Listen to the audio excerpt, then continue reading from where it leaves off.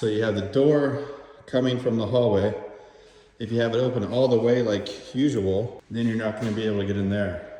In this Matterport short, prepping for your scans. What the number one thing I've realized when I'm sending my guys out to do some scans is the door open, door close scans. Make sure you go through the whole entire house, pre-plan your route. For example, this house is a doozy. So this is the first floor coming into the door. So I have this long hallway with all those doors here, this under the stairs, stairway, garage, storage area, etc. And then the garage out there. Now we're turning this into a floor plan, not a Matterport tour, but it's the same concept either way. You can see that I have this garage door open so I can continue my scans through here.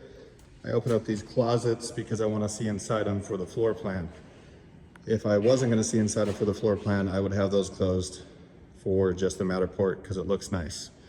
You want to make sure the bathroom doors are open. Now, if you're not going to have the garage as part of the Matterport tour, you can have it closed. Ow, son of a gun, that hurt. Got me, you know, a bruise.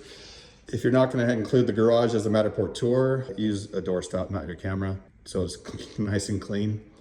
But you can make sure you leave this open, or if you're not, you can have it closed and just do that little dot with the pictures of it if you're going to do that. But as you come down here, you want to make sure that door's open, that door's open, and that door's open. What you avoid is, let's say this was closed and you kept it closed until you got to here, and then you open the door. What that does is create this barrier that Matterport usually puts there. So if you can go through it, it's like this weird parallax thing. Sometimes you won't even be able to go through it at all. So avoid that by making sure the doors are open. And the same here if you're going to take them outside, or you can do the little dot. But the most complicated ones are like this. So you have the door coming from the hallway. If you have it open all the way like usual, then you're not going to be able to get in there.